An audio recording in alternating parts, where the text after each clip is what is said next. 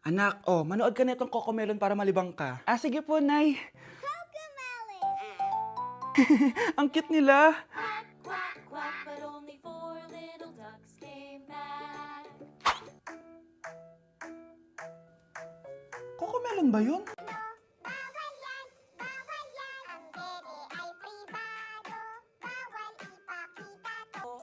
Anak, ano yung pinapanood mo, ha? Ah, Nay, eto na yung bagong Cocomelon. Ay, iba na pala yung Cocomelon ngayon.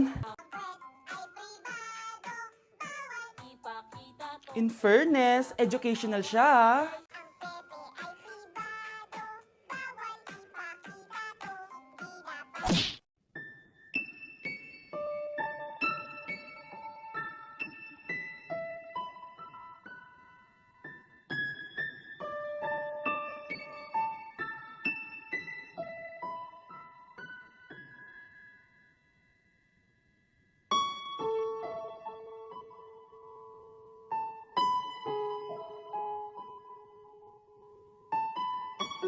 Eating only Jollibee for a day? Let's go!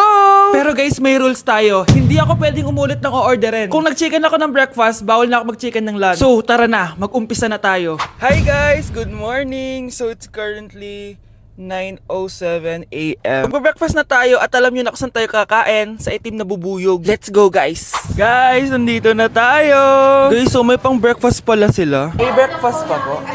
Dito sa part na to, hindi ko na malay na nalobat pala yung mic ko, guys. Pero kita nyo naman na kinakain ko na yung pancake dyan. Nakakainis, nagre-record pala ako nalobat yung mic ko. Ito na yung order ko, guys. Meron tayong pancake na naubos ko na yung isa. Meron tayong tapa. Siyempre, mawawala ba ang iced coffee? Guys, oh.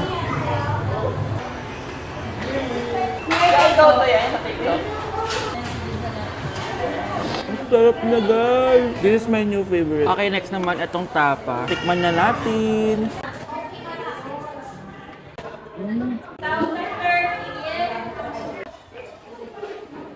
Inom muna tayo, guys. Okay lang tong iced coffee nila. Wait lang, guys. Uubusin ko lang lahat to.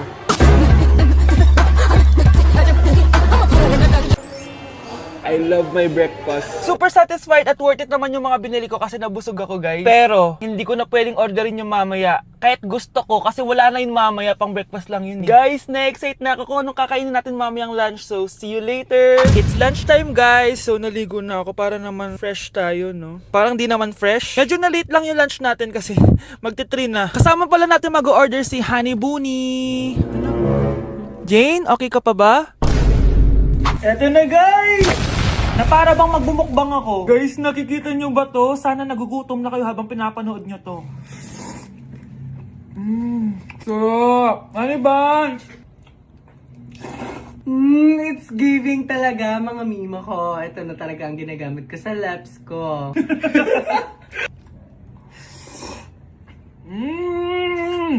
Taran! Wala na laman. Okay, next natin to chicken fillet. Meron siyang sauce. Look at that.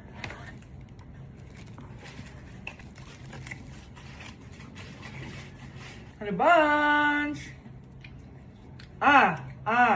Buo. Subo mo buo. It's giving din, mga mima ko. Guys, nakikita nyo ba yan? Napaka-perfect ng mga manok na yan, no? So natin. Alam kong takam na kayo. Tingnan nyo to, guys. Bumili na kayo.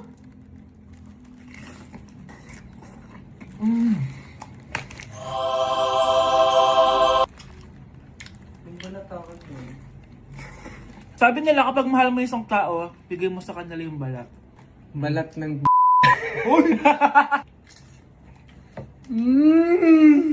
Hala, ano yung naririnig ko? Gutom ka na! Mag-order ka na!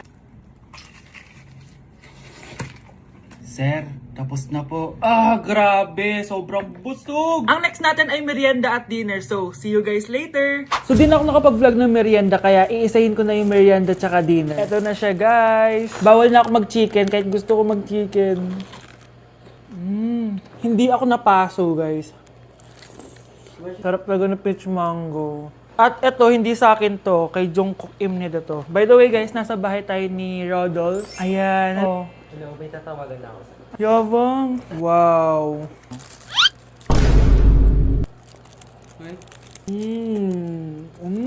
Last bite. Ito yung nuggets. Alam ko sriracha to. Sausaw na natin. Ano lang binili mo? Ay. May sauce siya.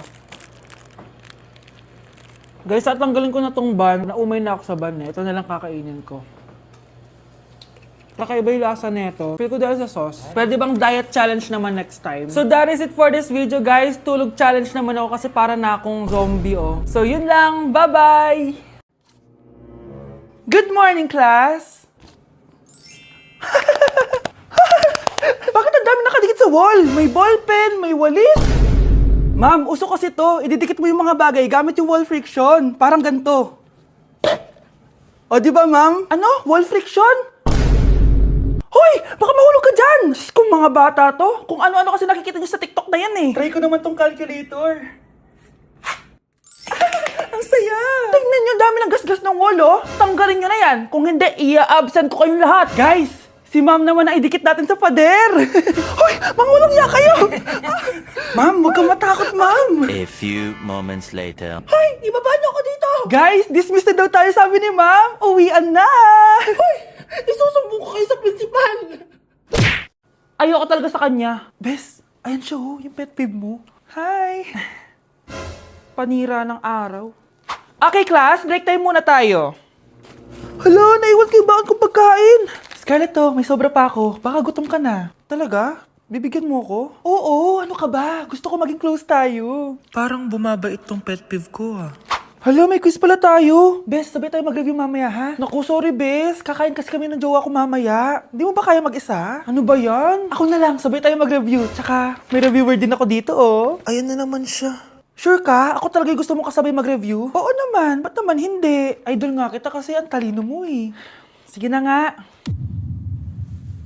Okay, class. Para sa activity natin today, pili kayo ng partner nyo. Best, partner tayo ah. Sorry na, best. Partner na kasi kami ng baby loves ko eh. Partner na kami ng baby loves ko eh. Tayo na lang yung partner, Scarlett. Ikaw na naman. Buti ka pa. Gusto mo ako makapartner. Ayan, perfect! Partner kayo ng pet peeve mo. Ha? Best! Pet peeve mo pala ako? After mo siraan sa amin yan, BFF na kayo ngayon? Samantha! Samantha, magpapaliwanag ako. Oh, ba't nandito ka? Pet peeve mo ako, di ba? Umalis ka na. Oo, pet peeve kita. Dati. Kasi ang sungit mo sa akin eh. Tapos palagi mo ako iniinis. Alam mo kung bakit? Kasi gusto kita. Ha? Wala, never mind. Samantha! Nandito ako sa Japan at kakain tayo kasi di ako makatulog, guys. Time check, 1 AM na. Imbis na natutulog, kakain tayo. Buti na lang talaga sobrang lapit lang ng Family Mart sa hotel namin. Ito yung hotel namin, tapos ito lang yung Family Mart. Diba sobrang lapit? Sobrang daming pwedeng bilhin, oh. Daming onigiri, oh. Kuha tayo neto. Mukhang masarap tong chicken and vegetables. Hindi naman ako sobrang gutom. May mga gusto lang ako itry. Kuha tayo netong favorite kong drink. Try naman natin tong blueberry na flavor. Tapos ganito din yung Yakult nila dito. Actually, pampatulog pala to. Akala ko Yakult talaga siya. Ito muna bibilin ko dito, hanap tayo ng 7-Eleven. Eto guys, may nahanap ako 7-Eleven. Parang masarap to, oh. Mukha siya lasagna. Tikman natin. Dito na lang natin siya kainin sa labas. Parang fantasy din kumain dito sa kalsada nila. Sobrang safe dito sa Japan, promise. Unahin na natin tong sushi. Alam nyo ba, kahit maglakad kayo mag-isa dito, sobrang safe, promise. Walang mga haras sa inyo. Walang kriminal, ganyan. Kaya ang sarap maglakad sa labas kasi alam mong safe ka, di ba? Tapos, sobrang babait pa ng mga Japanese. Swear. Pero sabi naman ng ibang Japanese, parang mas lang nila yon, pero ang totoo, ginajudge ka nila. Pero at least, di ba, mabait sila. Di kagaya na pumunta ako ng Hong Kong, sobrang susungit ng mga tao, sisigawan ka pa. Kapag may hinahanap ka, talagang tutulungan ka nila. Tapos palagi sila nakasmile. Kaya promise, Japan talaga yung favorite country ko. Last bite. Okay, next natin itong parang lasagna. Guys, sobrang bango. Sobrang sarap ng itsura niya. Tikman na natin. Ang sarap! Ito din yung gusto ko sa Japan. Sobrang sarap ng mga pagkain nila. Like, promise. Wala pa kami natitikman dito sa Japan na hindi masarap. Kaya every time na pupunta talaga kami dito, promise na yon, natataba kami. Pero okay lang, Japan to eh. Alam nyo, minsan, naisip ko na dito na lang kaya kami tumira. Pero ang naririnig ko sa ibang foreigners na nakatira dito, masaya lang daw dito as a tourist. Pero kung dito ka natitira at mag-work, nakaka-depress daw, ganyan nakakalungkot. Kasi sabi nila toxic daw yung work environment dito. Pero ako, kung titira ako dito, gusto ko forever tourist ako. Inumin natin tong Yakult na nakakaantok. Last bite! Pabalik na ako ng hotel guys and inumin na natin to favorite nating drink. Medyo malansa siya tas maasim. So yun lang guys, bye!